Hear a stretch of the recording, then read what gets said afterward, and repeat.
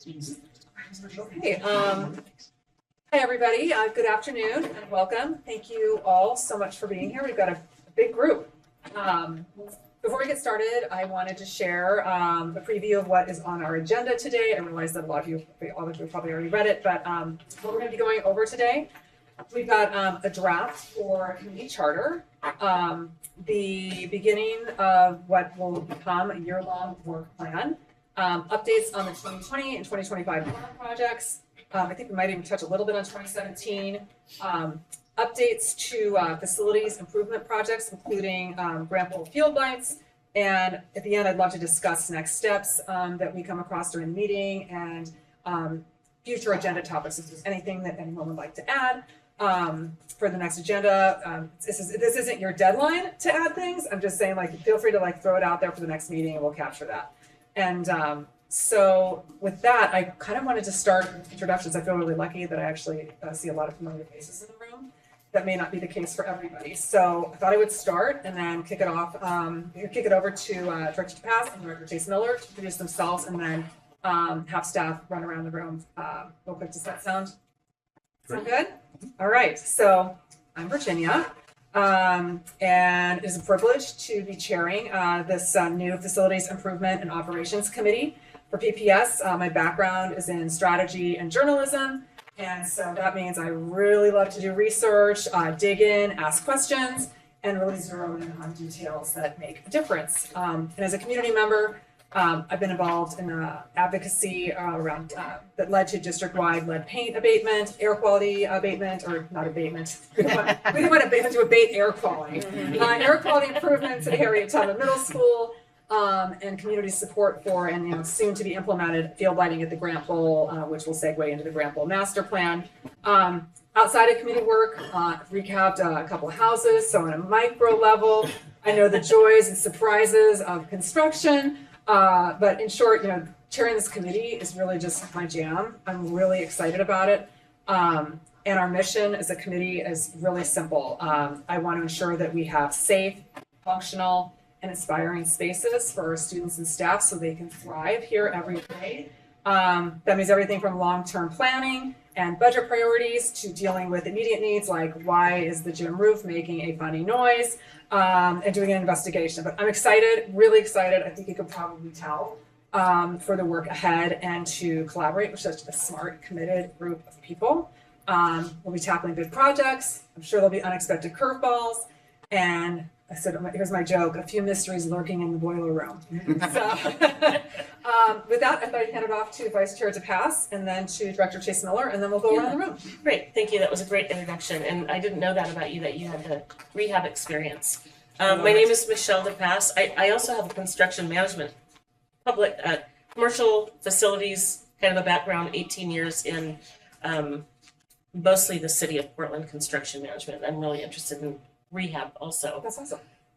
I'm also very into facilities just in general and the state of our schools. Concerned with all of the environmental hazards, and I'm just happy to be here today. Thank you, and on this committee in general. Hi everyone, I'm Michelle Chase Miller. I'm director for Zone 4. I am also excited to be here. I'm a teacher. My background is in early childhood education, so I really feel the importance of having beautiful and inspiring learning spaces for students, and especially spaces that are safe for students. I have a rising second grader and a rising seventh grader in our schools, so a vested interest in addition to my role on the board. So excited to be here. We've got some cool work to do this year, and my family is a Jefferson family going back generations, so I'm particularly excited to dig into that project. Why don't we start with Stormy? Or Eddie, I didn't see you on the phone. I didn't see you over there. No, go. Well, then we'll go around. All right, Eddie Wong, board chair, current PPS parent, former educator in PPS in North Clackamas. Just glad to be here to support. Thank you. I'm Stormy Shanks. I'm the Senior Director of the Office of School Modernization, and that means that I help manage and execute our bond-funded work here. And I'm also a PPS parent. got a daughter who will start at Wells next year. John Franco, Senior Chief of Operations. This will be my first year, very specific to this role. I've previously, the past 3 years, have been fortunate enough to serve as the Chief of Schools here, and so just really excited to be in this collaborative space to kind of talk about all the really great things that we are doing and have done, and then of course problem solve through potential issues that we're going to have to work through. So just really excited to be in the space with all of you. Deborah Kafori, Chief of Staff, PPS, daughter of PPS teachers, PPS student, and graduate and parent of PPS graduates. Whew. I'm really happy to be here. Deep roots. Yep. Good afternoon, I'm Liz Large, a contracted member of the legal team and parent of 2 PPS alums. Kimberly Armstrong, Superintendent. Roseanne Powell, Senior Board Manager. Dana White, I'm the Senior Director for Real Estate and Construction for the districts. Anything non-bond related and real estate, like perhaps moving, things of that nature. G'day, I'm Tom Odgers. I'm our new Chief of Integration Officer. Our team consists of Dana's team, the planning and management, our maintenance crew, nutrition services, IT or Otis, and our custodian warehouse team. Any other staff? But I'm looking over here. I didn't want to introduce them, so we ran out of chairs. Hi, Joanna Evenson, the Director of Construction for our facilities projects, non-bond, and then we support bond on some of their shorter duration or smaller projects. Marshall Haskins, Senior Director of Finance. Margaret Calvert, Assistant Superintendent of Assistant Planning and Modernizations. Did we get everybody? Yes, I think so. Kara. Kara. Kara, I can't see you. Hi, Natasha Garcia, Project Manager, Office of Operations. Kirsten Callan, Real Estate Manager. I'm Effie Greathouse. I'm the lead on Safe Indoor Air for Oregon Schools. I'm a PPS parent. I'm going to public comment when that comes up.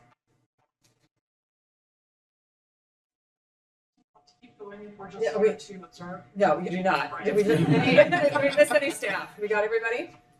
Because I'm learning everything as well. Sure. Yeah, I'm Sharon Tucker. I'm the Chief Legal Officer for the district. Okay. Thank you. It's a big crowd today. So I guess with that, we can go ahead and move on to public comments. So I'm just going to run down the list here. I've got Gretchen Cole. You've got a spot, blue tag up here.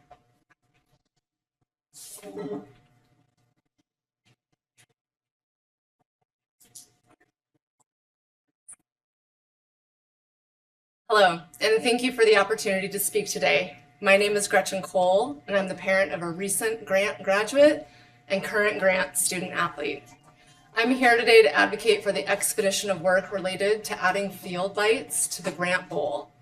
As a neighbor and community member, I have been involved in voicing my support for this project for the last 2 years, and previously as a supporter for lights on the upper field. The student experience at Grant High School is lackluster, without these facilities being maximized for student use. I have 2 points I would like to make very clear today related to the impact on student athletes and their peers, given that 0 games can be played in the evening during the fall season. The first is the impact on the culture at Grant High School, and the second is related to the number of hours of missed school across the district, not just at Grant. There's a huge disconnect between these students and their peers. The student athletes at Grant, 8 teams worth in the fall, do not get to play games in front of their peers. In addition, their opponents do not get to play games in front of their peers. Why? Because everyone has to leave school early to attend these games. Not only do they have to leave early, but they need to drive across town to support their friends. Soccer games aren't even located at a PPS facility. Requiring this of students is unreasonable, especially when there are facilities available, walking distance from the back door of the school. The lack of student engagement means that these athletes only have parents for fans, and most students don't find that very cool. When it comes to missed school, students and teachers will tell you that the same class is repeatedly missed during September and October. This is not a great way to start the school year. If you're a numbers person, I'd love to break this down for you. For soccer players alone, at Grant, this is 6 teams worth of students. On a game day where all 6 teams are playing, there will be 130 Grant students that leave school early to attend their games. There will also be 130 students from the other school leaving early to attend their game. Typically, there are 7 to 8 home games per season. This will impact 2,080 students that will miss school in order to play in these games at Grant High School. In school hours, this is a minimum of 22,080 hours of school missed to attend soccer games at Grant that are actually off-site, nowhere near a PPS facility. The fix is simple: add lights. We have approval from the city, we have money that the community has poured into this project, and we have bond funds allocated for this purpose. The time is now, and the impact will be dramatic. There have been many meetings over the course of the last 2 years where we have pre-planned for this moment. Everything is supposed to be ready to submit. The design firms, the contractor, and the city are ready to go. Where is PPS? You are now the reason we have another graduating class that won't get to play in front of their friends and the community. In fact, the current fall schedule has no games at Grant in the bowl. Please fix this now. Expedite this project. Prioritize our students. Please step up and answer the call of this incredible school and its student body. We cannot let another generation of students miss out on playing games at their high school, in front of their friends, under lights, like every other PPS school has had for decades. Thank you. Thanks, Gretchen. Lucy Capriles.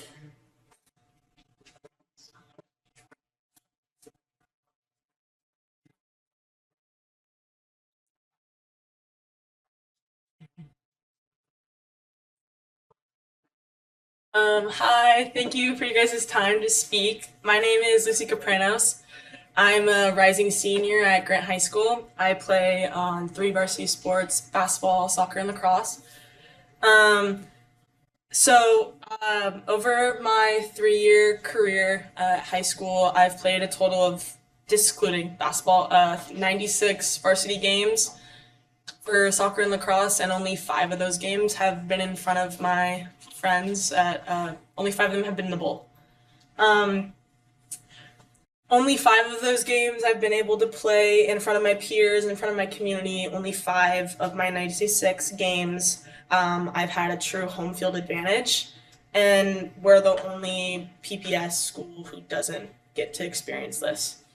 Our current home field is Delta, which is kind of crazy, but we've almost been missed our own games because of driving over to Delta. We've had to delay games because other teams have been late to our games and to give them enough warm-up time.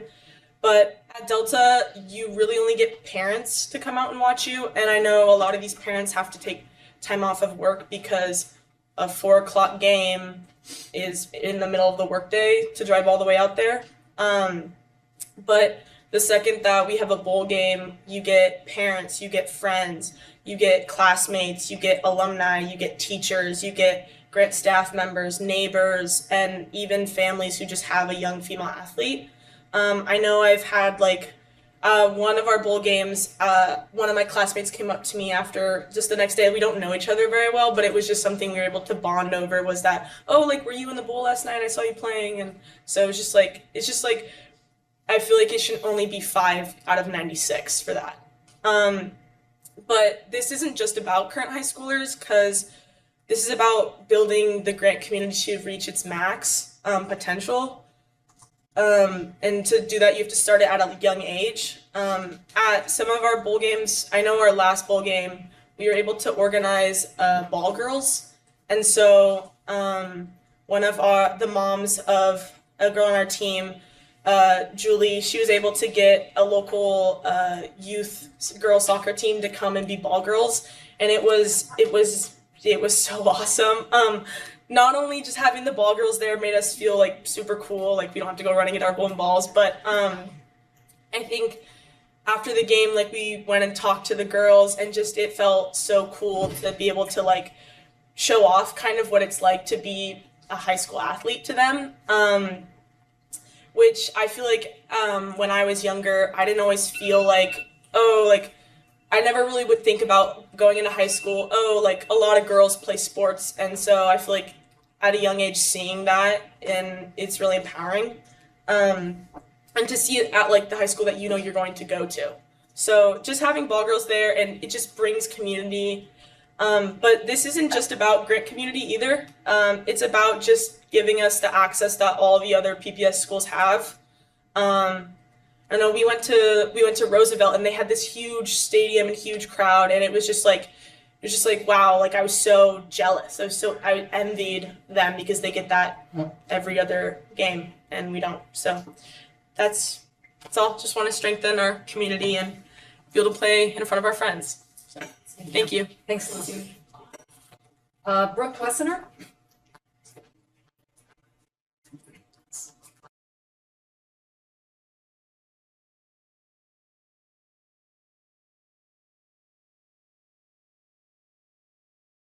Hi, my name is Brooke Wesner, and I'm entering my senior year at Grant High School.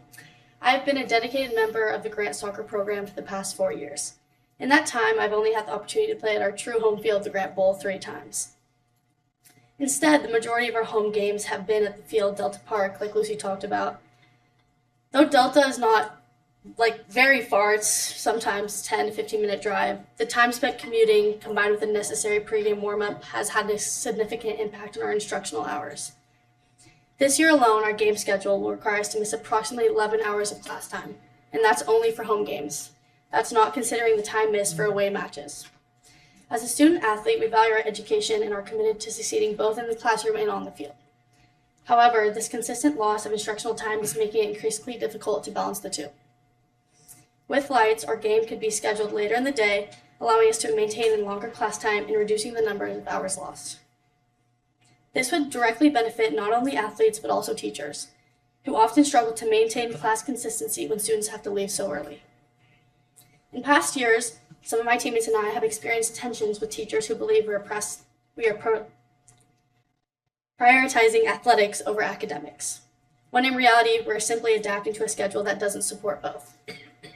Missing class can have lasting consequences on a student's academic success, particularly when it comes to understanding key concepts and maintaining strong relationships with teachers. The installation of lights at the Grant Bowl would be an overdue improvement that directly supports equity, student well-being, and academic achievement. I respectfully urge the board to prioritize this need and take immediate action to install the lights at the Grant Bowl for the benefit of current and future student athletes. Thank you for your time and consideration. Thank you. Ronan?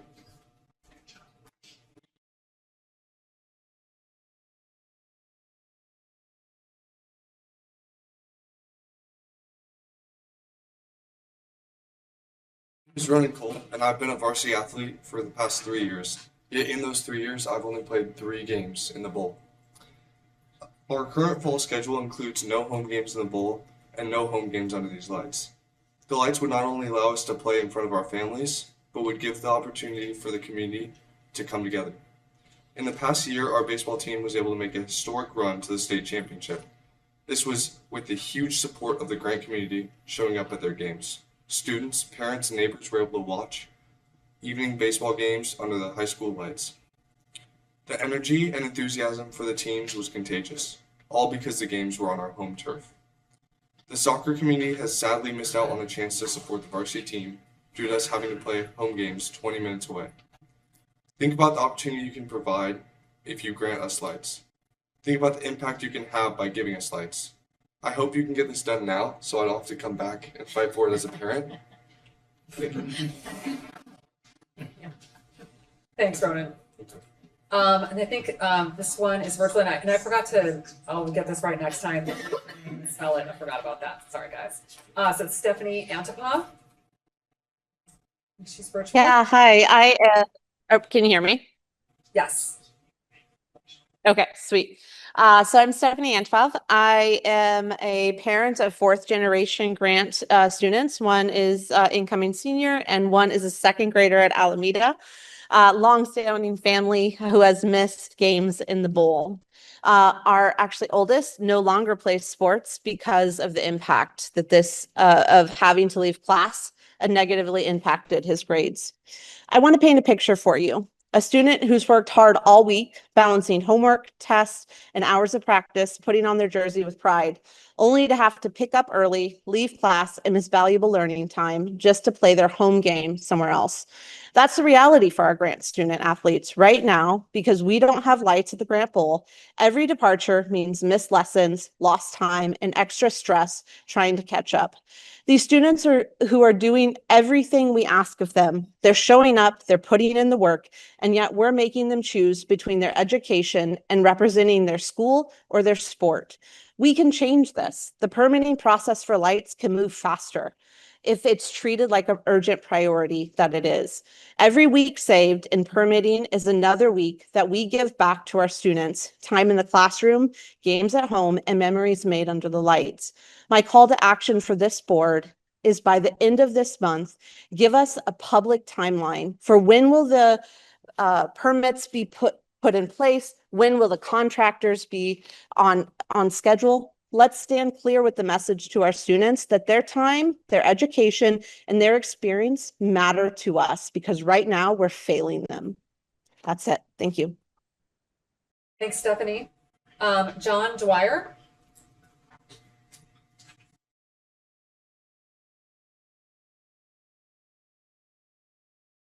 Hi, my name is John Dwyer. I'm speaking on behalf of Safe Structures PPS. Our group came together to advocate for seismic safety in PPS schools, especially our elementary and middle schools. We were proud to work with the board last spring, and we know that our collaboration was instrumental in building public support for the bond. Now, as the bond moves from approval to implementation, we want to ensure that the commitments made in the 2025 bond are fully realized. In June, the Office of School Modernization stated that PPS's structural engineer would deliver a report with recommendations on which seismic improvement projects to pursue, expected this summer. We want to know, has that report been received? If not, when do you expect it? And importantly, when will it or a draft be made public? The June memo also mentioned that PPS will need to set priorities and criteria for selecting projects, taking into account factors like school consolidation, construction feasibility, and impacts on summer programs. What's the plan for gathering meaningful community input on these priorities? Safe Structures PPS is ready to work with you and to help engage the broader PPS community. We believe transparent communication and early public involvement are essential for success, both to deliver the safety improvements our students deserve and to maintain public trust in PPS's stewardship of bond funds. Thank you for your time and for keeping seismic safety a top priority for Portland's children. Thanks, John. Thank you. And Effie Greathouse.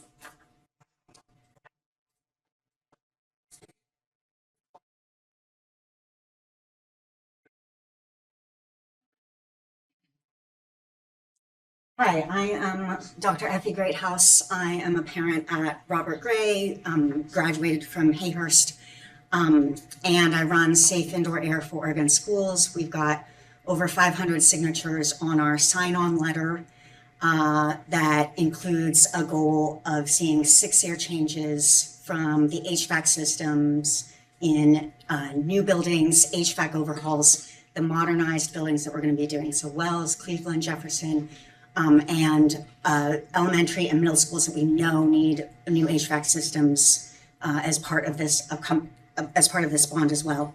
I wanted to give you all a heads up that this is our proofs on our McDaniel air quality report that we're going to be getting to all of you. Where McDaniel is this, it really encapsulates a lot of the issues around air quality and poor ventilation rates in our buildings, including our modernized buildings like McDaniel. And it's very thick, but we also designed it to be able to have sort of pull-out sections, and I brought one of them here for you today. So I will pass these down.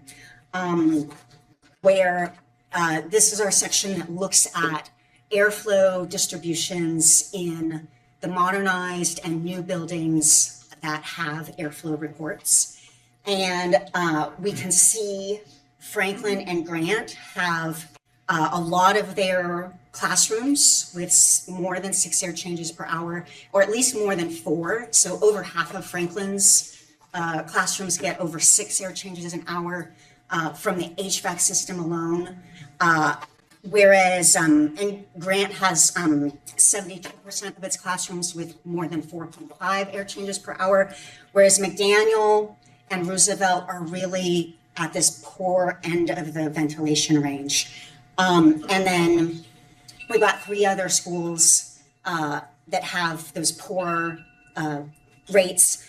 We show our ideal for modernized and new HVAC systems, where we want around 6 air changes from the HVAC system and then add in-room filtration to push it higher than that for better air quality for kids. And using that in-room filtration is energy efficient to go higher than 6. And then we show what how good the airflows get in Grant and Franklin when you add just the 1 air purifier that they have in each classroom, and that we need 2 in McDaniel and Roosevelt to get to those same distributions of good air quality that Grant and Franklin have. So I wanted to share that with you, sort of soon to be fully published and hot off the presses. And thank you very much for joining this committee and restarting this committee. It's such an important committee. I'm glad to see it back. Thank you for sharing this. This is fantastic. When will you have the report? Hopefully in a couple weeks. Okay, great. We'll look forward to it. Printing. It's a big printing job. Okay, so that concludes our public comment. I do just want to say I appreciate all of the comments. We are going to touch on both Grant field lighting and seismic today. So feel free to stick around, or if you don't want to, watch it later, but there will be conversation about it later in the meeting. So next, we're going to talk about the new committee charter and work plan. The bond audit that we've been hearing a lot about, one of the recommendations was for this committee to rise again, which it has, and to also have a committee charter. So I went ahead, this is just kind of my style. I didn't just write the charter and, here it is. Basically, I wanted to make a really efficient use of our time, pull something together for the committee to react to. So the purpose of this today is to sort of look at this as a framework, poke holes in it, see what you want to add, like what you might want to take away. This is collaborative. Again, I just wanted us to have like a real place to start versus a brainstorming session, because I thought it would be more efficient so that we can hopefully have this in front of the board in October for approval. So why don't I just walk through it? May I interrupt? So there was is the board book version the redlined version? What's the where they switched out? Okay. Yeah, I couldn't see where the changes were made, so that's all. It's okay. They were like capitalization. That's nothing substantive. Nothing substantive. Okay, so the purpose, I'm just going to read, I'm not going to read it like word for word. We'll just go through red buckets, but the first part I actually do want to just read. So we've got the purpose of the committee, and I'm hoping this captures everything that we want to cover. So the Facilities Improvement and Oversight Committee is a standing committee, which means we'll meet regularly every month, of the PPS, Portland Public Schools Board of Education. And its purpose is to provide oversight, strategic guidance, and formal recommendations to the full board regarding the development, implementation, and ongoing refinement of school modernizations, physical facility improvements, health and safety projects, and other district-wide strategic initiatives included in the district's long-range facilities plan.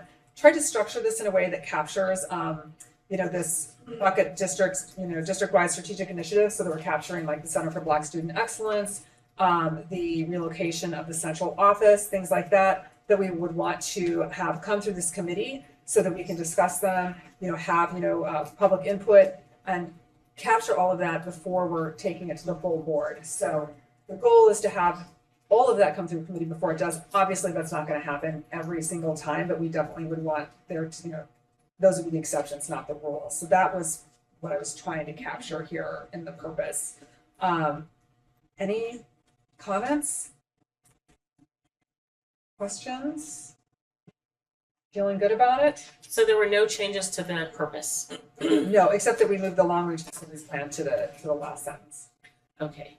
So no, the purpose was. So the long range facilities plan, that's usually been a staff document. Are you saying that this would be more collaboratively? I mean, that's like a 10-year requirement that's updated every. Yeah, and it was updated pretty recently. I mean, within the last couple of years, I was just looking at it. And I feel like it's just a really great, I mean, it's an incredible guide. It has so much information. So I feel like as we're talking about projects, becoming projects that they would hopefully align, realize like not every single one's going to align, but it should definitely be informing. Yes. The big picture. Yes. My question is, on the long range facilities plan, is this committee going to be editing, adding to, or just assuring alignment with, ensuring that the projects that come through the committee are in alignment with that long-term plan? That's a great question. I would say it needs to be in alignment, but because we shouldn't be writing the plan. No. Or drafting it, but I can see some value in ensuring alignment. That's actually great. So I can see some value in, as things come across the desk here, across the committee desk, that we want to make sure that the long range facility is not in conflict. Right. With exactly. Yes, okay. Yeah. So we'll update this to clarify that it's alignment with the long range facilities plan. Yes, we will not be writing it. Because we're volunteers. Yeah, that's way over my pay grade. So, how about any questions for Shell? Director Case Miller? Okay, great. So, scope of work. We've got several buckets here. The first one that we would be responsible for is board advisory on facilities and capital planning. So basically, we would be ensuring clear and consistent communication with the board of directors on board-facing facilities-related and capital planning initiatives, serving as the key liaison to the full board for project updates and approvals, so that when things go for board votes, we have an opinion, we've talked about it, and we can get our informed opinion. Hopefully it'll be unanimous. I want to capture that here, and I think this is where it captures a little bit of what you were saying. Review and provide recommendations on the development and periodic updates to the facilities plans. So we'll put alignment up here. We're capturing a little bit more detail under the scope of work.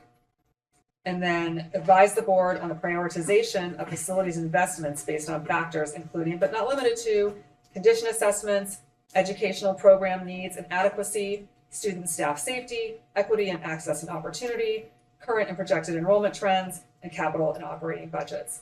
I realize you might have any feedback on this part.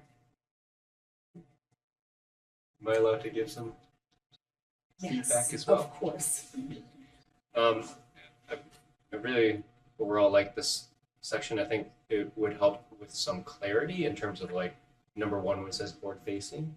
Mm-hmm. So for example, it would be helpful to have facility committee fully vet a decision that's coming before the board. And is that what you mean? Yes. Right? Mm-hmm. And so I think that may be more worth to clarify out that this specifically relates to decisions that are coming before the board. Does that make sense? Sure. Right, because that's in our lane, that's in our purview, to kind of be clear. And I think that may be helpful to advise on number 3 as well, because we are not, and it would be pretty inefficient if we were involved in every decision. Mm-hmm. And I think the way this reads,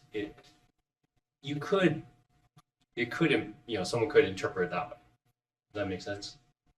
You feel like I don't have any suggestions for how to change it. I'm just kind of a Do you feel like it's too broad? No, I think it would be helpful to,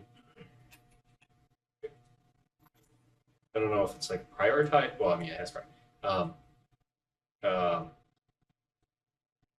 that the scope of work prioritizes upcoming decisions involving the board, right? Mhm.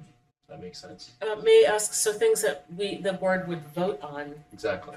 but not things that the board would not vote on? Yeah, because I mean, there's kind of two buckets, right? There's things that the board needs to approve, whether it's like large contracts, real estate, purchases, things, or big, large purchases, things like that.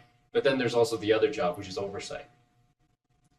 And I think there's a little bit of when I read this section, I'm not sure which bucket that falls into. That's a great point, and I actually have a note to myself as I move through this to talk more about the oversight piece. I felt like that was, as I was reading back through it today, it was missing. So I agree with your point. We'll figure out a way to separate those in here so it's more clear. Awesome, thank you. Great. Sean, next one? Yeah. Okay, environmental health and safety. Promote facilities investments that support student health, accessibility, and high-quality learning environments.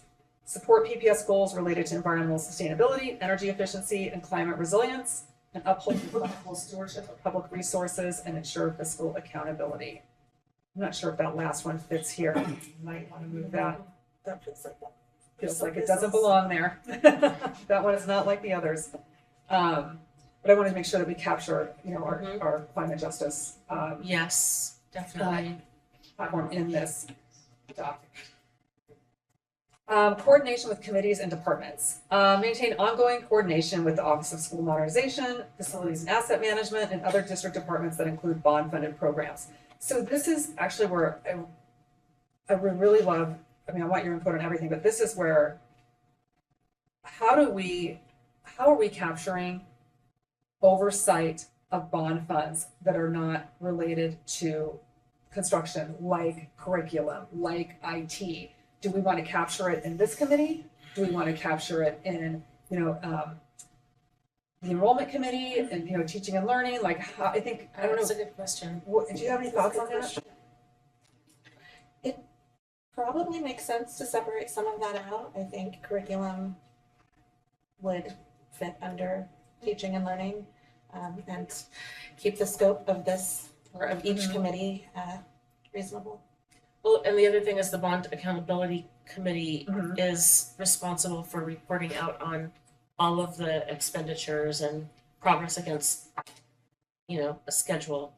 And so no matter what, we will be getting updates as to kind of the status of the projects I think we're reading every month. The BAC? Every month.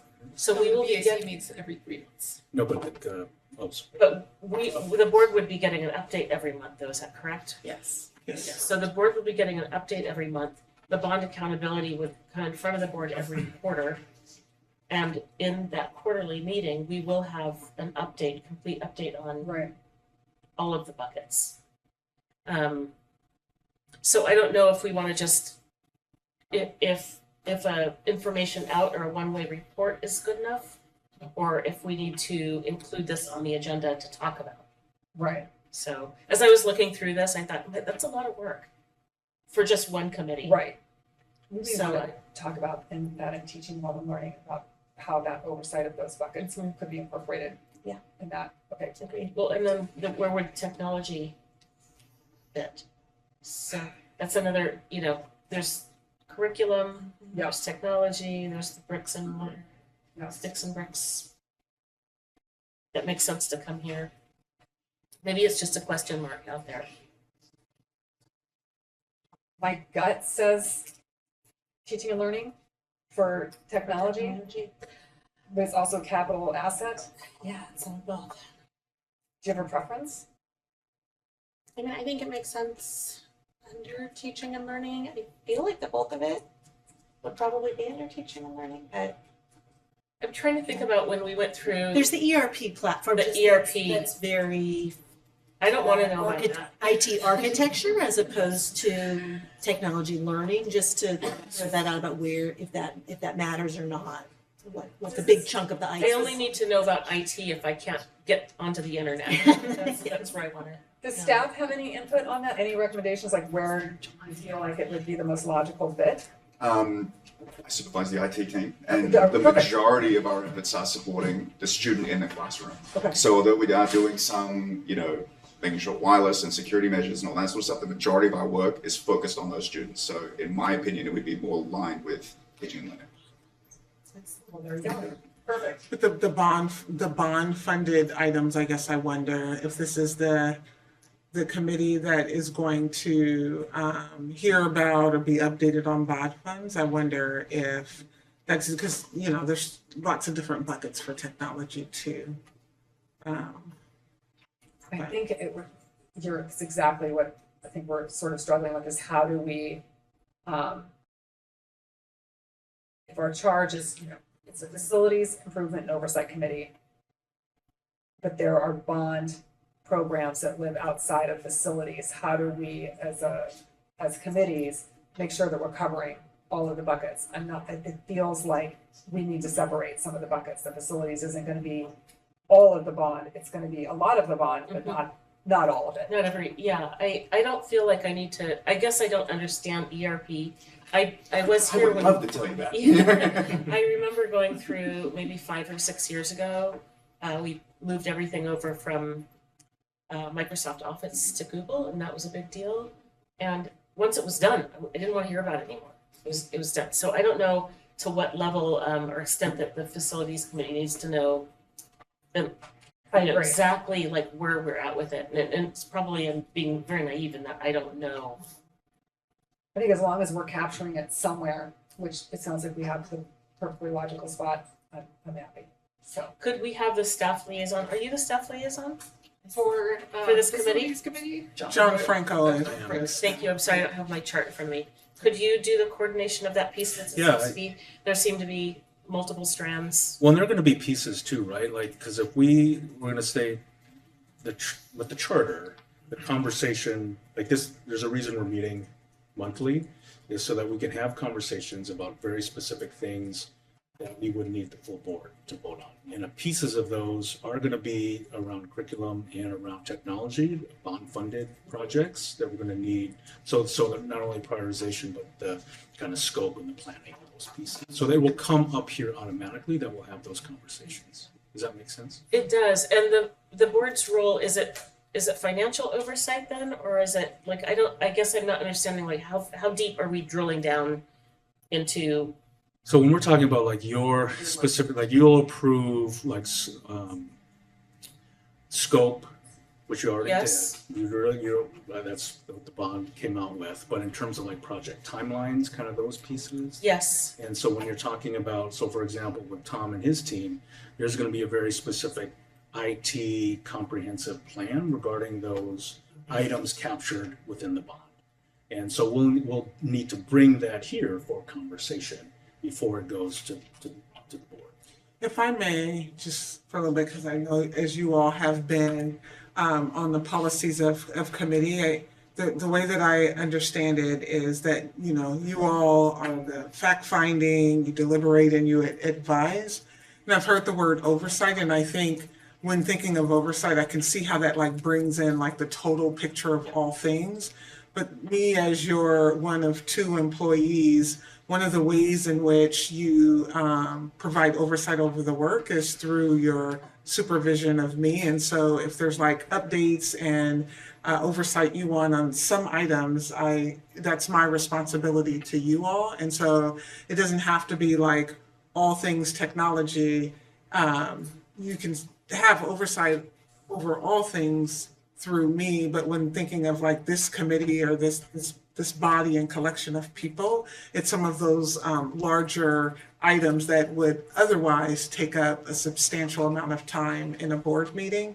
And so therefore the committee provides that space for you all to deliberate, get input, fact find, and then report back to the larger board.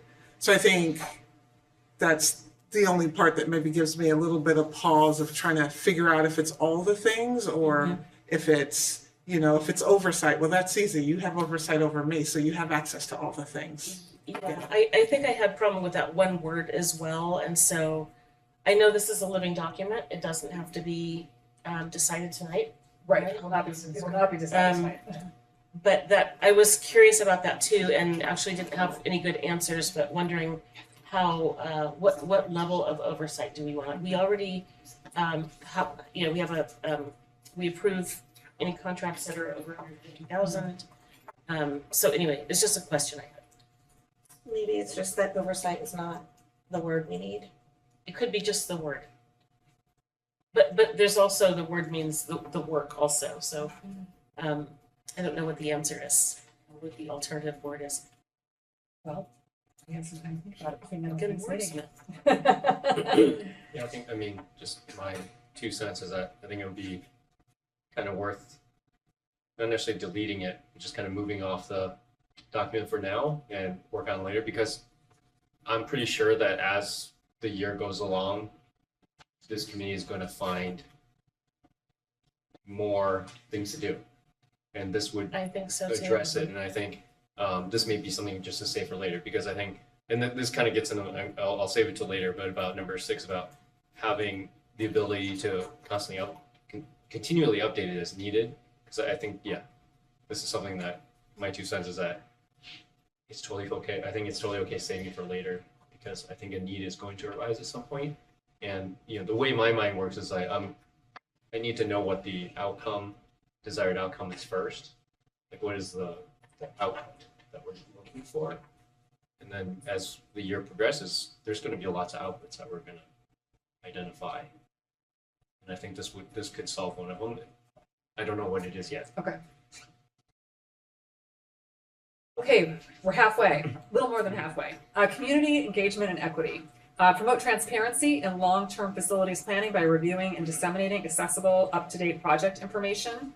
Act as a conduit for community input and public feedback for matters that fall within this committee charter. You can probably tell from today, like really do value the public comment section of these meetings. I tend not to cut people off unless it's urgent. I feel like they've come all the way to be here. That the least we can do is hear them out. So I really appreciate that and want to enshrine that in this document. And also ensure that planning and implementation processes are aligned with the PPS racial equity and social justice framework, of course.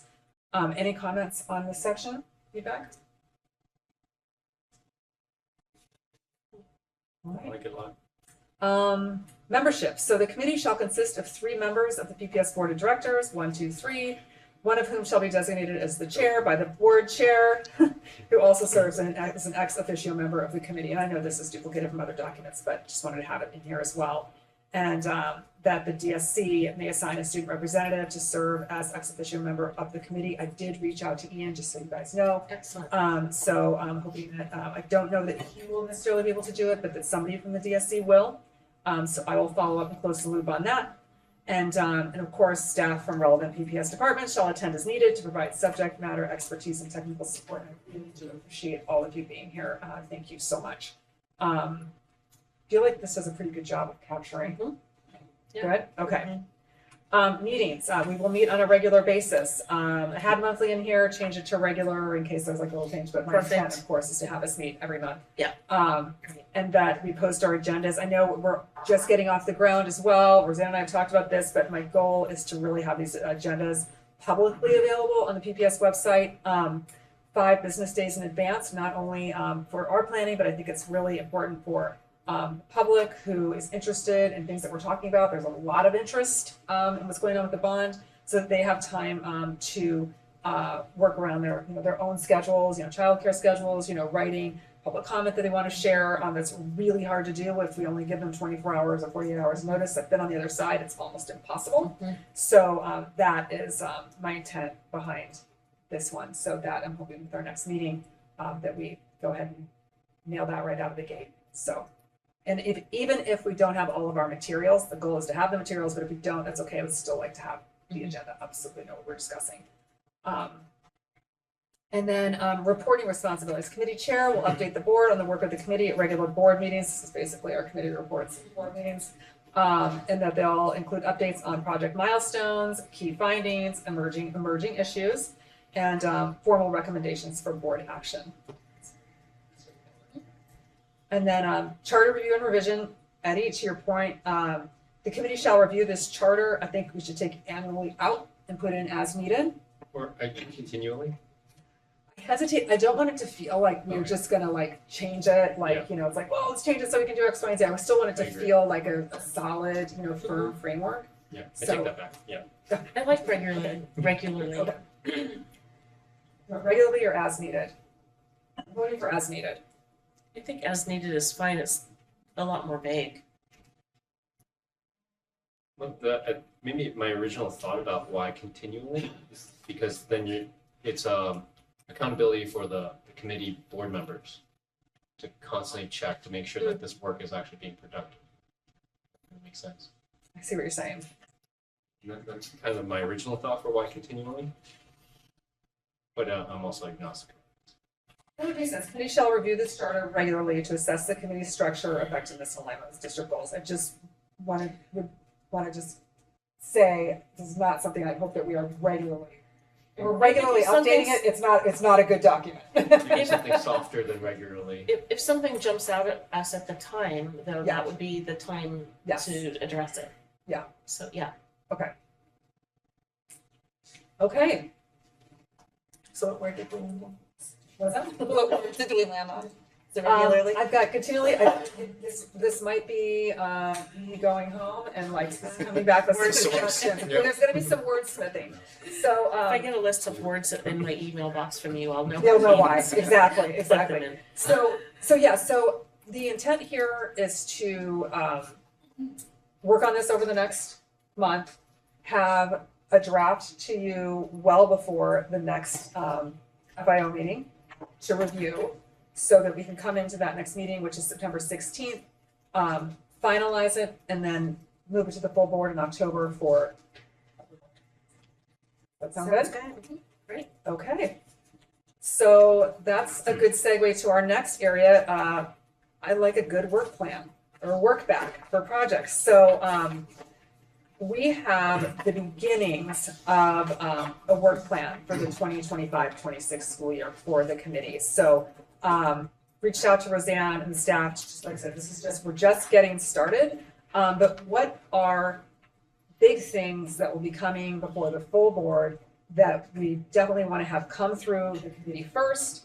And what committee meeting is that? And then when will it go in front of the full board? So we're starting that this meeting, this is definitely a living document that we'll continually be adding to. I expect this to get bigger and bigger and bigger, especially over the next couple of months, but we get to start with the fun stuff, which is the Jefferson High School modernization and Cleveland High School modernization. And I thought maybe I would kick it over to John to talk to a little bit. Yeah, sure. So you're in education, so a scope and sequence is always preferable, right? And so as we think about the work plan, that's really what it is. And so, and knowing that we really want to stay on track in regards to timelines, and many of these things will require approval. And so, for example, if we use our next meeting, which will be in September, we really want to have that conversation around the comprehensive work plans around our 3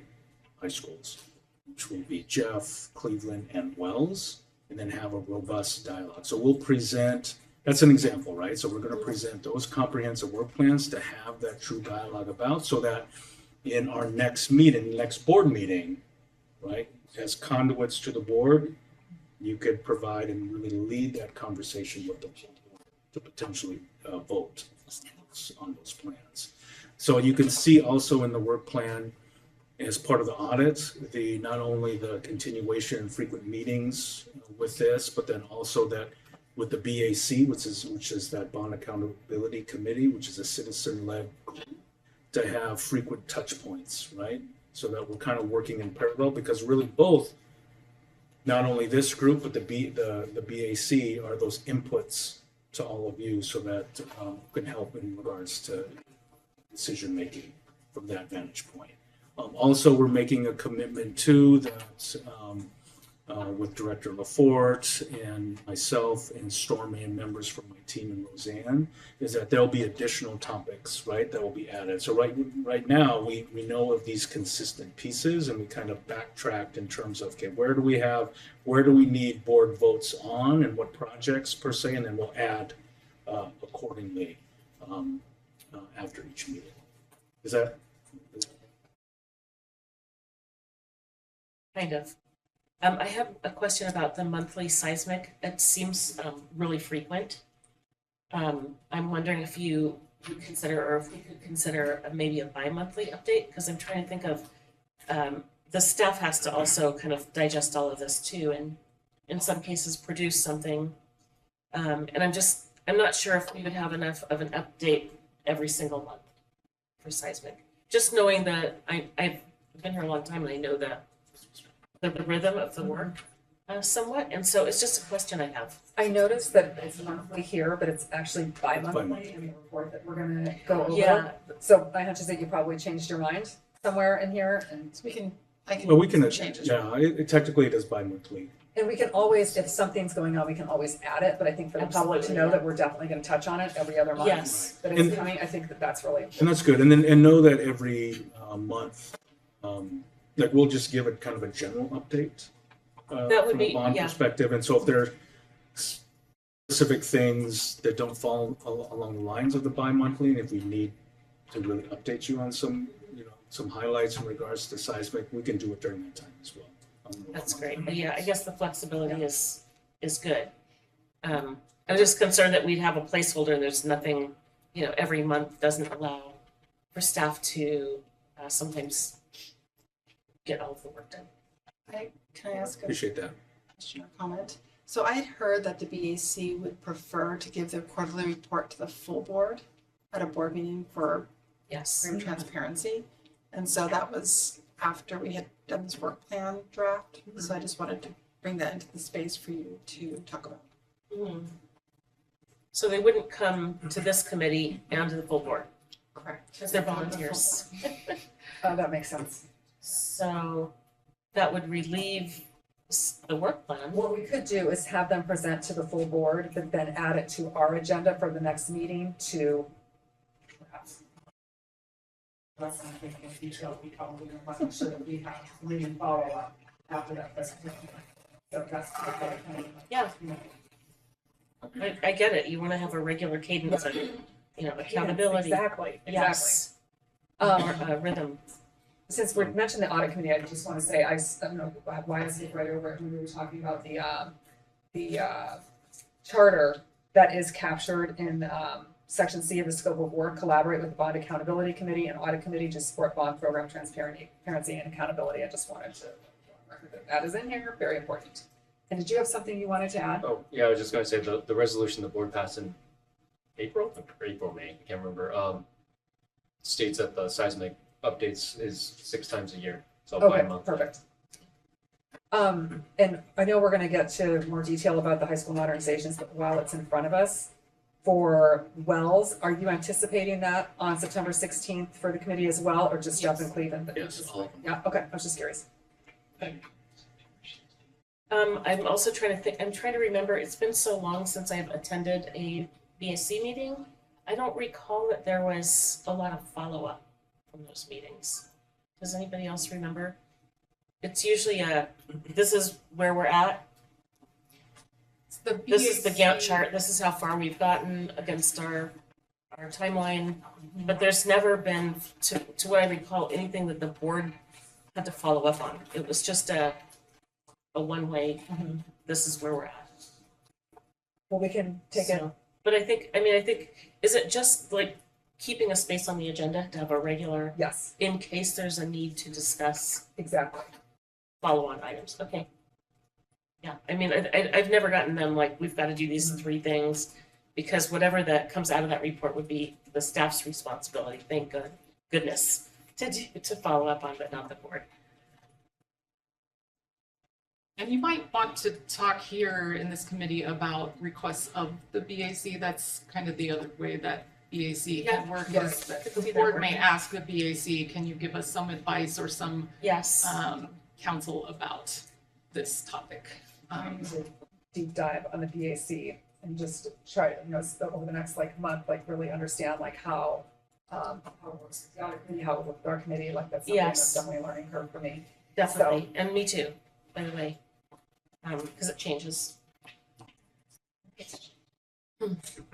So, thank you. I'm excited to see this fill up over time. And with that, let's go to our update on the bond projects. Great. All right. So do you want us to save our questions for the end, or do you want us to like ask throughout, or is it? It's not like a laundry list or anything like that. How about we kind of pause at the end of the major sections and answer questions? If that sounds okay. I'm going to share a screen here on the Zoom meeting. I have a PowerPoint that's just a sort of visual aid that goes along with the report. That's the staff report, and it's just highlights or bullet points from that staff report. So nothing new or consistent.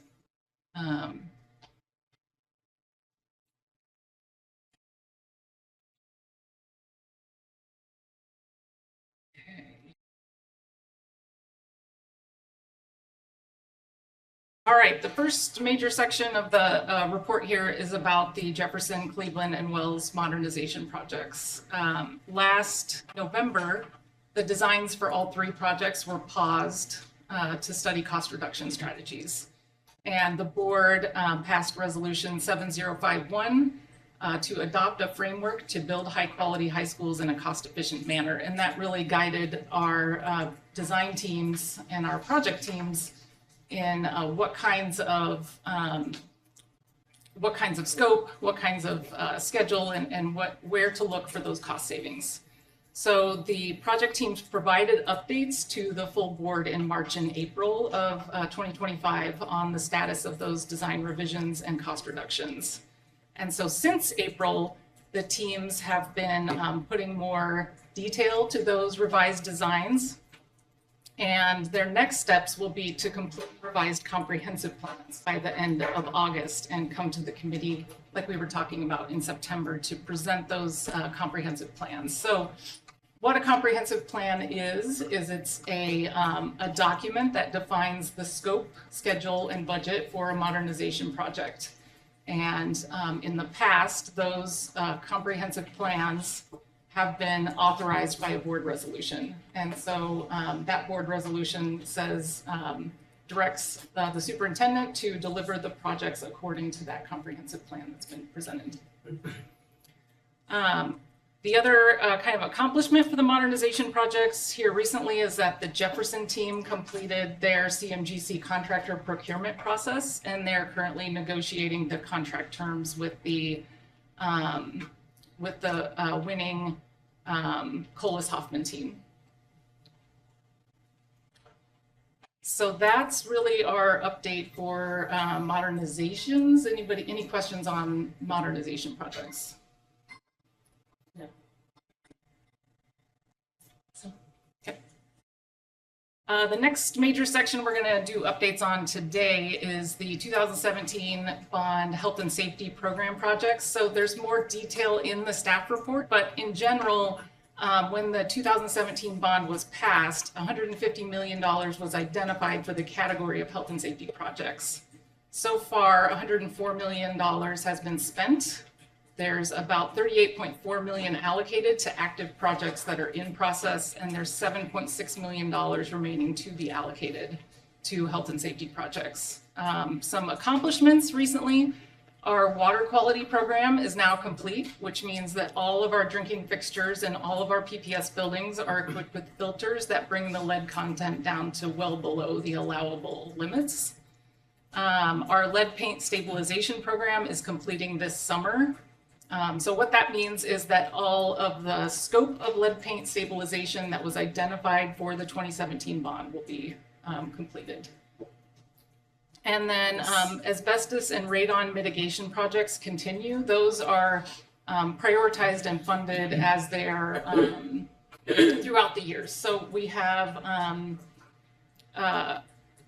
the portfolio of projects is it's completed over time, and we treat it as kind of a spend up. So we will do as much asbestos and radon mitigation as we can with the health and safety funding that's there, and we prioritize that with other types of health and safety projects. May I ask about that? So asbestos and radon, I'm not sure how they're identified. Those are mostly in older buildings. Mm-hmm. Is that a place where our long-range facilities plan identifies those risks within the plan, and this would be so the long committee? The long-range facilities plan is more like a strategic plan for aligning the facilities to educational goals and program goals. And it doesn't address things like deferred maintenance or kind of facilities improvements like hazardous materials and health and safety. It's more like the plans for athletic hubs to support athletics programs. So I'm not sure. It's very physical. Okay, I mean, yeah, it's like a physical plant, sort of the building shell. And there's an annual report that the environmental health and safety team does about the location of asbestos. So that was the. I've never read it, but it's on the website. It is there. I was just curious, like how they get identified. Yeah, there are asbestos surveys that get completed across the buildings, and same with radon. Our risk teams go out and they actually test the facilities for radon, and then we prioritize those projects and address that. Okay, and anytime there was like a tenant improvement where there would be something that would be disturbed that would have asbestos, is that? Oh, certainly. There's a test done at that time. Okay. Yes. That is a standard requirement of all of our construction projects. Yes. Can I ask another question about this bucket before we move on? So I was actually on this bond committee, and in large part because of the 150 million for health and safety. So when we structured that bucket of money, there was a rough breakdown of how much money would go where. Now it was a rough breakdown. Are there any buckets in here that you feel we came up short in?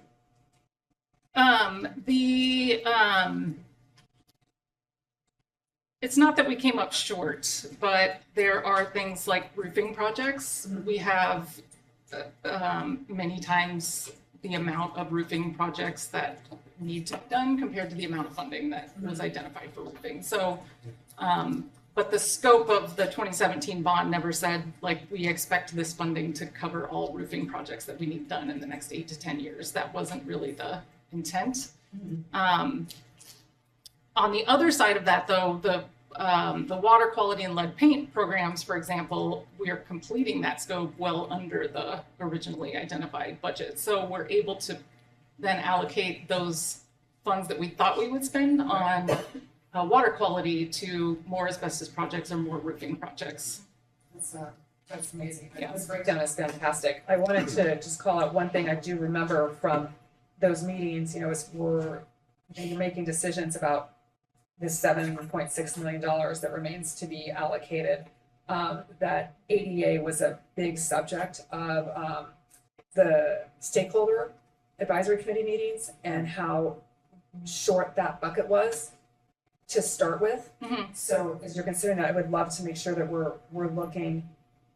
I mean, I know that the needs were so far beyond anything we could have ever funded, like it was billions and millions and millions and millions of dollars. But if there are projects that would have a significant impact on a large number of students, that's something that would definitely be on my radar. And I know that we've talked about this a lot, where we talked about making at least the first floor accessible in our elementaries, because they're not going to be modernized anytime soon. So that is actually a scope that was in our 2020 bond. So yes, I think that I wasn't here when the 2020 bond was developed, and we've got a slide on that in just a minute, but a significant investment was made in ADA accessibility in the 2020 bond program. And that that main level accessibility scope is also completing this summer as part of our 2020 bond program. That's great. Yeah. So a couple other notes here. We have new roofing projects that we've just prioritized and funded at Holiday Annex, Cesar Chavez, Woodmere, Vestal, and Marshall. And so those came from a very detailed roofing assessment of all of our buildings across the district, and then a prioritization of that work that resulted in choosing these particular projects for funding. And may I ask, those roofing projects, they've also had the required seismic bracing? Yes, so those roofing projects where there's an opportunity to improve the seismic conditions at the roof level, that is included in a re-roofing project. Yes. Yeah. And so is fall protection. That's a that's another scope item that we include in our re-roofing projects. So it's not just, you know, taking off old roofing and putting on new roofing and calling it good. Yes. Yeah. And then we anticipate funding a multi-site fire alarm panel replacement project to, we've got a number of outdated fire alarm panels that are functioning right now, but they are obsolete and need to be replaced. Any other questions on 2017 health and safety projects? This is awesome. Thank you for pulling this together. This is exactly what I was hoping for. So Yeah. We only have one athletics bond program in the 2017 bond that's running right now. That's the Roosevelt Grandstands expansion that was authorized by Board Resolution 6881. It has a budget of $2.5 million.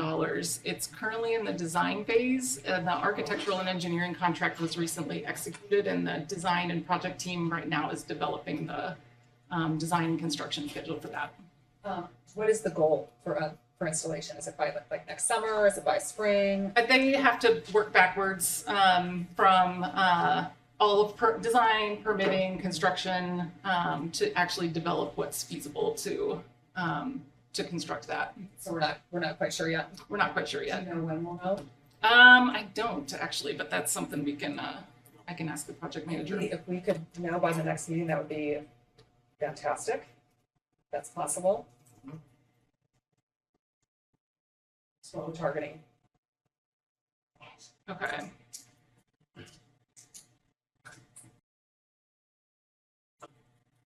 All right.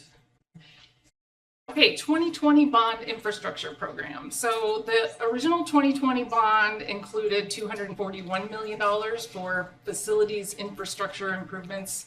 That number was later increased to $278 million. Of that, we have spent $213 million in bond funds to date.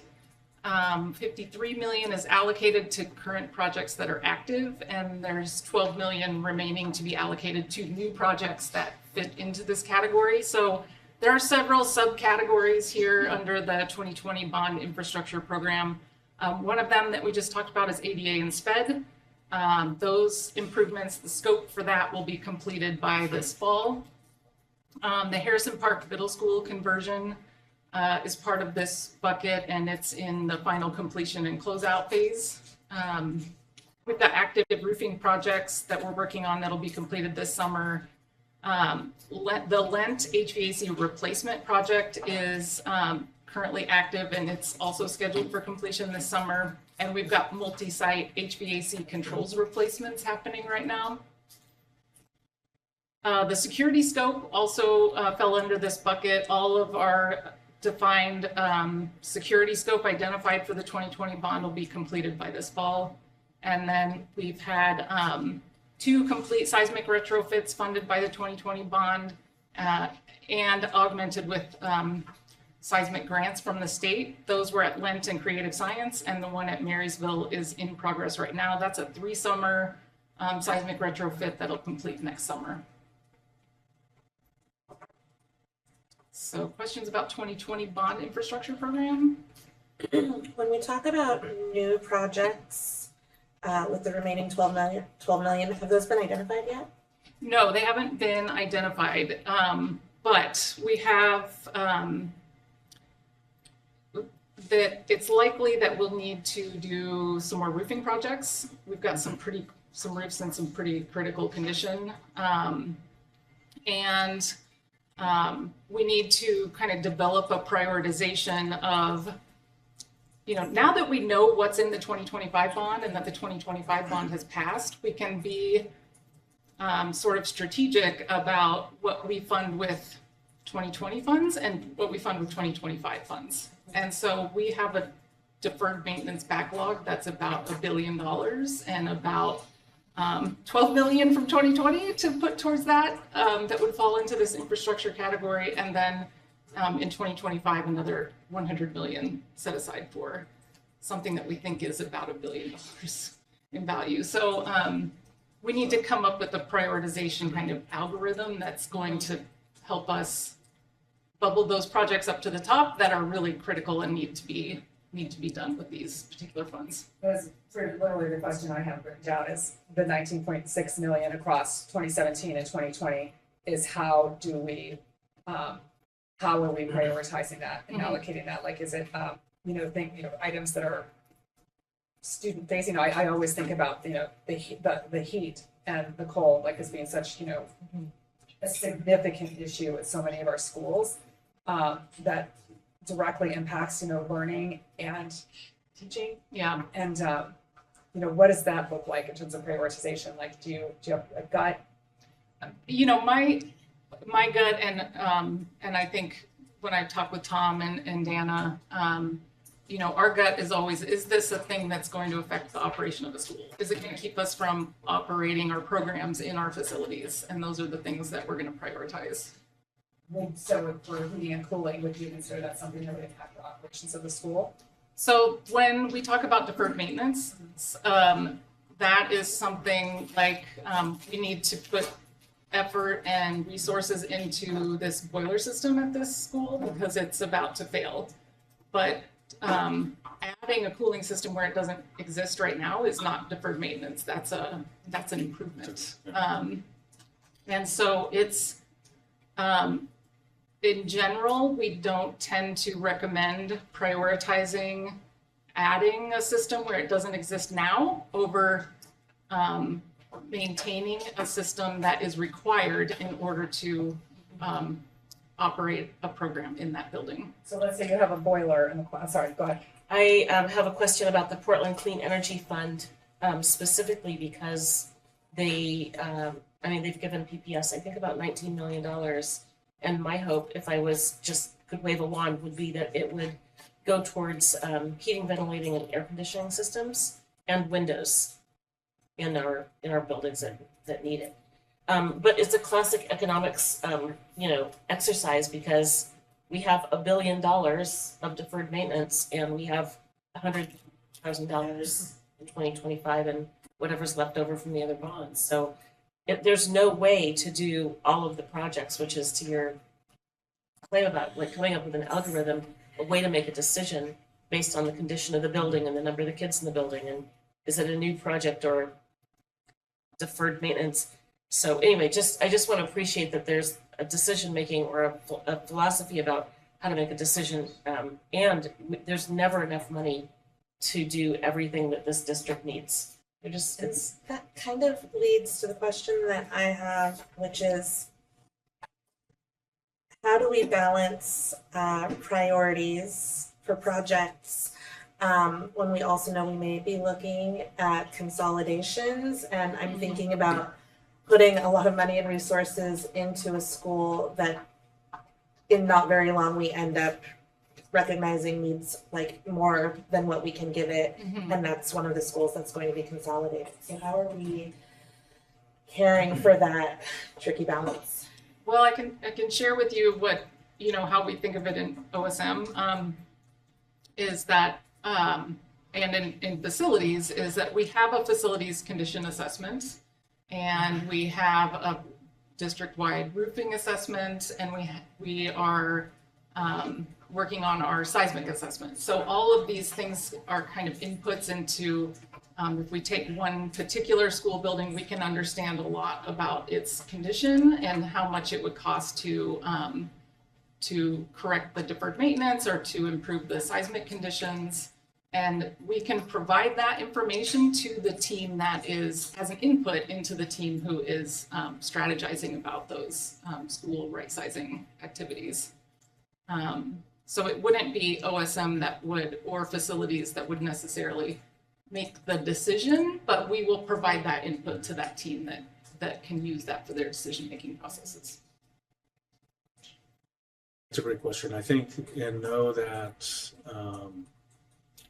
we're not making these level of decisions in isolation, right? So it speaks to the importance of communication because to your point, you don't want to invest in potentially a school or a building that could be that we're going to have conversations about in regards to right sizing. So that again speaks to that level of we got to communicate about. And to Stormy's point, they're gathering all that input and that data that will come into that level of decision, and vice versa, honestly.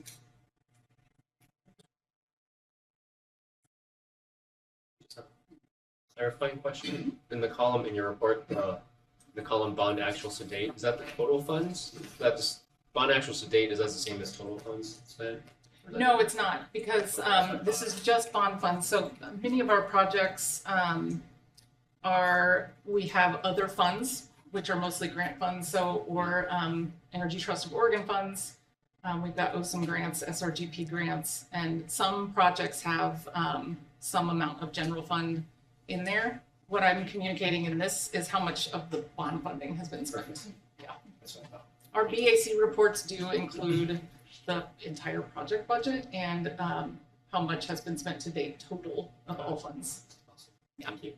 Before we move to the next section, I just wanted to not belabor the point or anything like that. This has been actually really enlightening to me in terms of like how things are prioritized. When we're making decisions and we're looking towards, this winter, and I think about, does it physically stop us from moving our building? That gets prioritized. Like I get that, but then I also think about, the countless Facebook posts and phone calls that I received too about the temperature in the classrooms and what a significant issue that is. So I just want to make sure that the heating piece is a high priority and that we stop hearing about, temperatures being, outside of Foley standards. I guess that's where I'm headed. So kids shouldn't need to wear coats in their classrooms. So whatever we're doing to head, in that direction would be great. I think we all want that. Yeah, anyway. yeah. So it's not, we all want that. We do not want children wearing coats in the classroom, and that's unfortunate reality in these old buildings.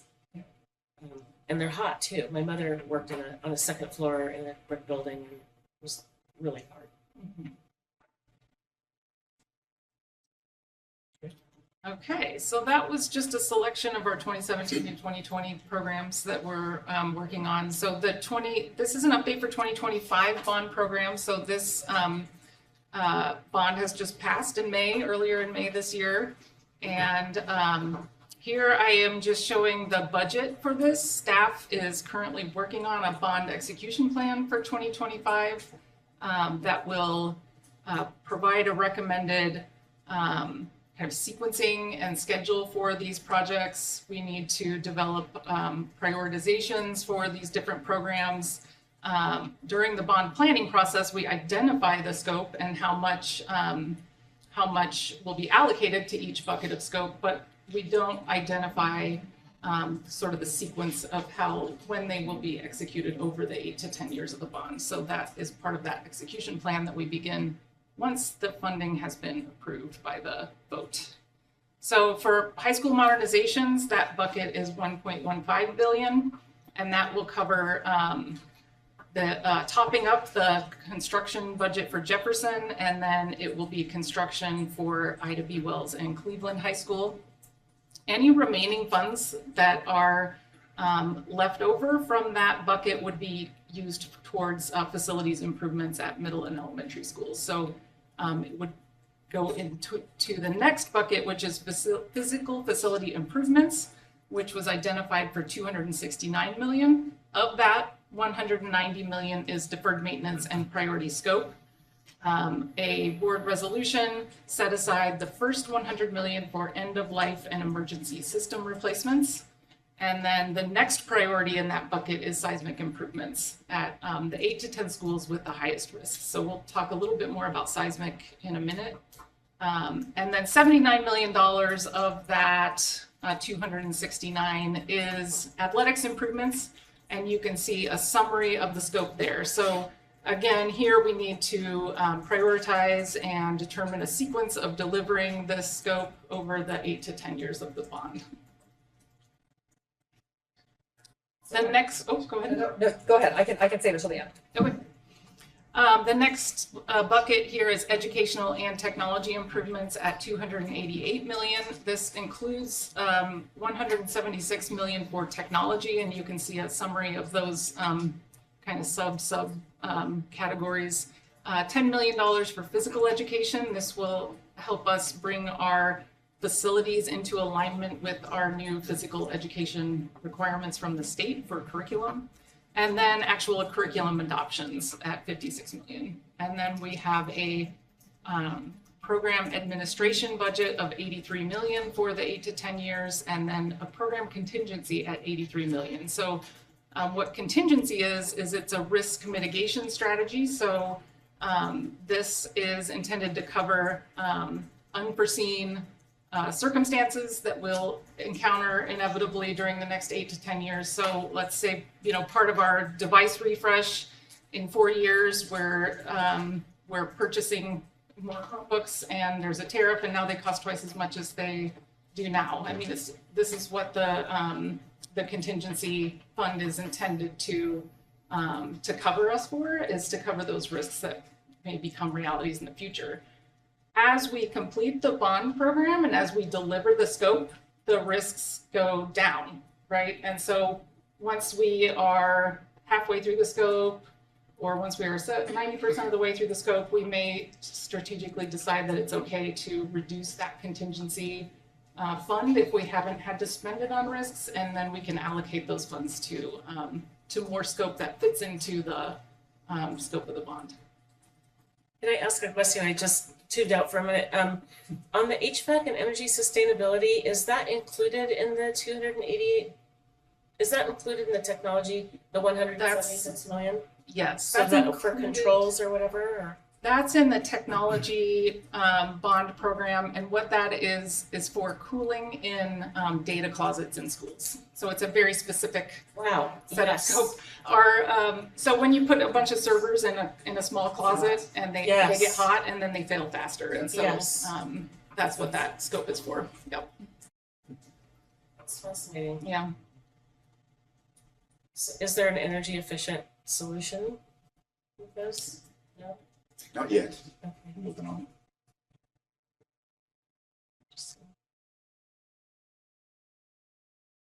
I've built some of those closets, and they do have to be ventilated. Absolutely. Yeah.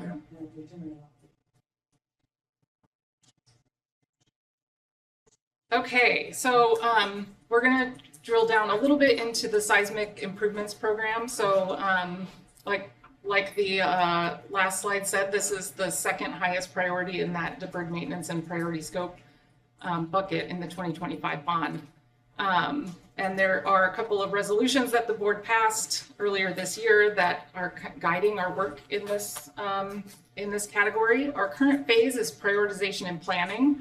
Our first step in that prioritization and planning phase was to gather a detailed seismic deficiency data report from all of our schools, and that is complete. That's available on our website. It is an accounting of all of the seismic deficiencies that were identified during that survey. And it also identifies rough order of magnitude costs, the engineer's kind of construction cost estimate in 2024 dollars of what correcting those particular deficiencies would cost. Step 2 is to take that list. It's just a raw spreadsheet of all the deficiencies, and to actually work to prioritize them. So the structural engineer has been working on assigning a risk score based on FEMA and HAZUS standards, and based on the seismic improvements that we've already done at all of our schools. And so they have delivered a draft of that report to us just last week on August 6th. We're reviewing it right now, quality reviewing it, their quality reviewing it. We're expecting the final report within a couple of weeks. And we would like to bring our structural engineer to the committee to present the data to you all and to present the methodology for how they came up with it. The next step, though, is to take that prioritization and cost and use that as an input into our discussions around right-sizing schools, like we were talking about a little bit ago. So we need to make sure that our the projects that we actually decide to execute are aligned with any of those decisions that are made about right-sizing our schools, and that we consider the feasibility and the consequences of multi-summer construction schedules or disruptions to programs and just operations in the buildings in general, because they're all obviously occupied school buildings. The next phase will be the execution phase. And so once we have a prioritized list of projects that we need to deliver, we'll deliver them according to our regular standard operating procedures for bond-funded construction program projects. And we'll have accountability and transparency through established key performance indicators related to the program. We'll have bi-monthly reports here, quarterly status reports to our bond accountability committee. We'll have a website dedicated to our 2025 bond seismic program. And the seismic program, like the rest of our bond program, will be included in our annual performance audit that our third-party auditors will complete each year. Questions on seismic? I've got questions, but I'll save them all for the end because it's from like 2025 on. Okay. So, yeah, we're so close. The last slide here is on the Grant Bowl Lights status, and I'm going to turn this over to Tom actually, because OSM has not been managing this project to date. Good evening, I'm Tom Hodges, your Chief of Integrated Operations. I'm extremely excited to give you an update on this amazing project that we are dedicated and motivated to complete and confident we're going to have done by 1 December. Thank you so much to our community partners. I appreciate your words and your passion. Brooke left, but I'd really love to comment. They're adapting to a schedule that doesn't support both. I kind of felt that as someone who's here to support our students. The Grant Bowl, we can have the lights up by December 1. It's an aggressive timeline. We're going to need community support to get there, but we're confident we can make it happen. Current status, the land use review is complete and approved. There is a stipulation of holding a voluntary community engagement. I think the community is very much engaged with this. It's not a requirement. If you do want to do it, we have to do it this week in order to make the 1 December timeline, but it's not a requirement in order to move forward. I can say that from having been a part of the culture, yeah, there's been more community engagement than Absolutely. You can imagine. So yeah, that's enough to chip. Yes, I think we're good. So big stipulations or hurdles in order to get that 1 December. Board contract approval, of course. We've got to submit it by the 26th in order for a good 9th approval and push it on. PPL service installation. We've got to have lights, we've got to have the power. So these are outside agencies we don't have a lot of control of, but could really use a lot of help in applying some pressure. And of course, permitting slowdown. We've seen 4 weeks, average is about 6 weeks, but we need it to be 4 weeks or less. So again, applying the correct pressure, we can get there. Musco Manufacturing is already aware. They're willing to lean forward as soon as we have an appropriate contract, and we're all set, we have that confidence. And field lighting installation, we've already arranged for that, and we're on target for a 1 December. So please, ask your questions. So it doesn't hit fall. So December 1st is fabulous. It doesn't hit the end of the fall sports season. And I hear you, like, as far as applying pressure, where do we need to be applying? Like, is there a way for us to ask the city to expedite the permitting? Yes, please. Please. Okay. Yes. Okay. My question was about who does that. Do we have somebody that does? That's part of my job for the city of Portland. Is I'm like trying to. In fact, just today, had to call the water utility to beg and plead. But do we have anybody at the district that can guide? Make a phone call. Can you charm them into getting a permit?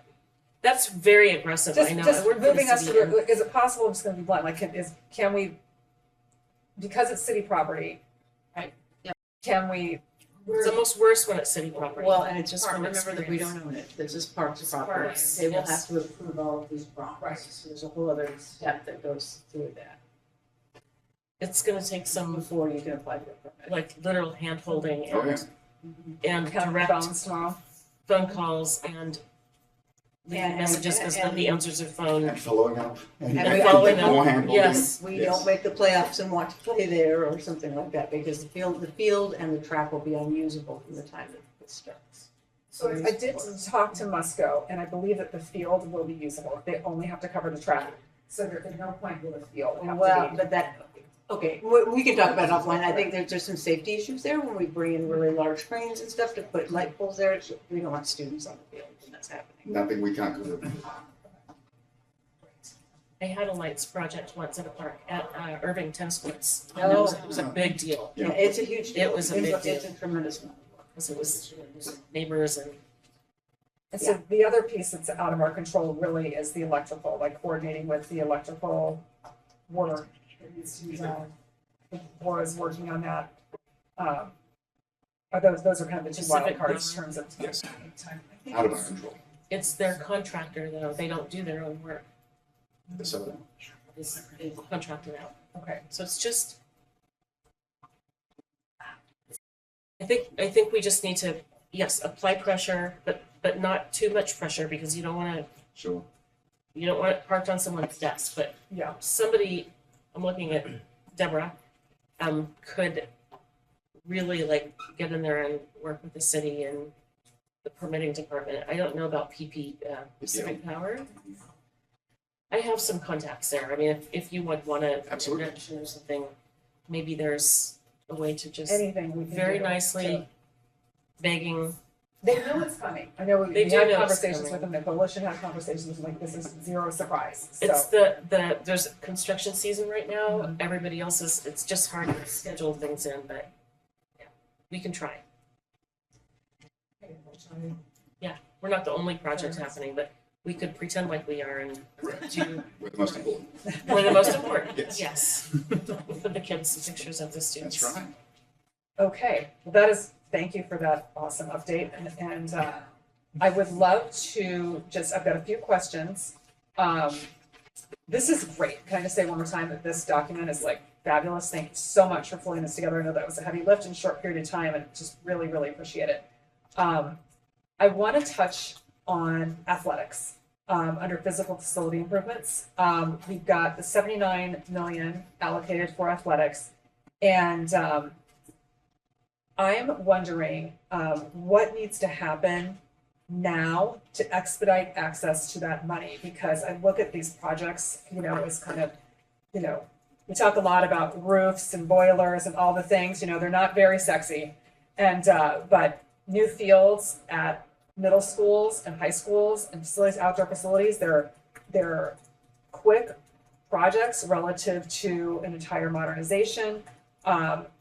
There are community building projects, when I, you know, look at, you know, a community school model and our, you know, our schools being the hubs of their communities, this is a big part of that. So what needs to happen to expedite access to this funding and get these projects moving now? So it's not a question of access to the funding. We have access to the funding. We do need to prioritize the personnel resources and the market resources, the contractors and design team resources. We have 3, you know, very high-value modernization projects in design and be in construction very soon. So, and then the seismic priorities. So it's you know, that we need to prioritize the work, and it's less about when we can access the funds, and it's more about how we can integrate the athletics work in with all of the bond work. I'm going to push back a little bit on that to see what we can do to have this particular bucket happening simultaneously. Oh, yes, it'll be definitely happening simultaneously. what would need to happen? I would love for us to have a timeline on, I mean, are these scoped in like phases? Has there been any prioritization work done on the athletics projects? No, not yet. Not as far as sequencing them. Okay. Could we have some sequencing? Yes. Okay, let's at the next Yes, and so, facilities meeting? Marshall's here, for a reason, and I know that we have, in terms of, because with all these, there's a development of prioritization matrix. And so that is an absolute. So conversations, like I know that he's been meeting with the OSM team to kind of work through kind of those pieces, and we could provide an update in terms of where we're at the next meeting. But we know, and hopefully you've seen, there's a sense of urgency, right? And I think to Stormy's point and your point, these types of pieces, we know that they bring in, they're really important to communities. And so I think it's just overarchingly where it fits, but know that we're not looking at, we get this done and then now we move on to the next, right? There are definitely pieces that we can do concurrently. So how about next facilities meeting, we share some prioritization, like what you would like to have happen first, and start attaching some timelines to it. I mean, I think this would be great to have some projects.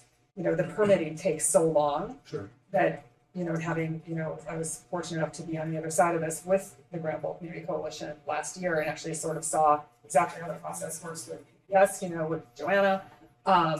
And a lot of that work is conducted by third parties. So I certainly don't see the harm. I only see benefits into at least moving some of these projects into the permitting phase as fast as possible, because it does take so long. And it's not work that it happens with in-house staff. So I would love to see that. And then what prioritization would look like. Yeah, and I just wanted to add, while there's some things that aren't yet put to timeline, that we are working behind the scenes on ways in which we can expedite our projects as fast as possible. So there are some things that we'll be talking about here pretty soon. So I want to support your push and affirm that we are all in that same mindset, and that we have some just a few more conversations to go with some teams of people on ways in which we're going to move expeditiously. Let's see, for educational technology improvements, I just want to put out that I've asked the question, don't have a firm answer yet, but we've had a lot of board conversations about the new cell phone policy, and potentially, yonder pouches and their expense, but how well they're working. I have asked staff if it would qualify as a capital expenditure and something that could possibly fall under educational and technology improvements. If we were to be able to give schools the opportunity to opt in to the pouches. Don't know the answer to that question yet, but I just want you to know that I've asked. Because if it is possible, certainly something I think a conversation that the board would probably be interested in taking up. And we're researching that. Perfect. Yep, we have the question, and we'll have an answer for you in the question docs. Thank you. And just so you know, sometimes when there's a delay, it's like, oh, doesn't somebody just know a quick answer to that? Sometimes when there's things that are a little more complicated, we then take it to the committee that then, does their work to determine if it falls within expenditures that are approved through a bond or not. So just to say. Appreciate that. Physical education, can you just so I understand what that is, could you be just a little more specific about what I'm not saying, I'm not challenging, I don't know what it is. What is the term? Like, are there new requirements or something like that? What's the? Yes, so the state has updated their requirements for how many hours of physical education that our is it Middle school. Middle specifically? school. Yeah, and I could probably just say this really simply. It's in order to make sure that all of our students are able to access PE, there's some infrastructure needs that have to happen to be able to house our kiddos so that they can access facilities to participate in PE. Yeah, and very specifically the 3/4 of PE. So there's a time piece in terms of access. And then for the program contingency, is this an overall, okay, so is this each of these, like the high school, let's just take the high school modernizations, they already have their own contingency funds built in, right? So this 83 million, is it sort of like an extra contingency fund? Yeah, this is for the whole program. So our contingency funds in our previous bonds have been a higher percentage of our total bond in the past. But for this one, because a large proportion of the bond for 2025 is modernizations that have their own contingency built into their project budgets, we made this contingency bucket smaller than past bond programs. And this contingency covers the whole program, so risks associated with the whole program. It could be used for if one of the modernization projects does go over its contingency even, it could still be used for those projects, but it's a risk mitigation strategy. Got it. Great. Let's see, okay, so for seismic, thank you for sharing that you received the report. I just love just knowing that it's there. Understand that you need time to go through it, anticipating it by the end of August. Love the idea of having the structural engineer come in to talk to the committee. Do we want to plan on that for September 16th for the next meeting? We could. Let's do it. Timeline, President. Yeah. I have to confirm with the structural engineer first. Sounds great. Yeah. If she's not available, would there be the possibility of creating an ad hoc meeting just to review that report, or would we need to wait until October? I'm flexible. I'm flexible too. It's I mean, really so important, what? so. Okay. Yeah. Let me check with the structural engineer. Okay. That sounds great. I'll get back to Roseanne, let you know. I have a note that I really appreciated that you included, how we need to include anticipated impacts of potential school consolidation and feasibility and consequences of multi-summer. I was like, thank you for calling that out. And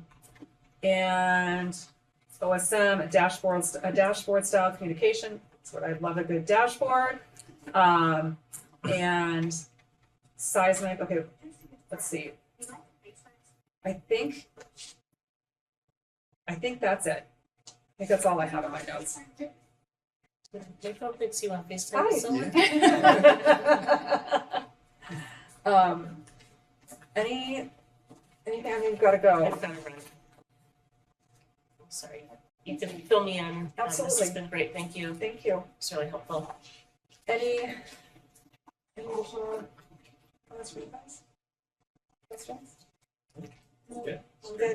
This has been really informative. Thank you, Tiffany. This has been great. Thank you so much. I have a note here for future agenda topics and next steps. I think we probably just I'll send a follow up. Roseanne and I'll meet, talk with you guys about what we want to see on the next agenda. I think we could do that early next week. This gives us a chance to kind of digest everything that we heard today and give staff plenty of time to come back. But I can definitely say that for sure, the athletic piece, definitely one on there. Filing the note away about sense of urgency related to permitting that needs to happen. And I appreciate everyone that came for public comment. Thank you so much. And hello, Cleveland. Any other questions for us? No. All right. Am I supposed to say like this meeting is adjourned or anything like that? Okay, this meeting is adjourned. Thank you very much. That's a great start.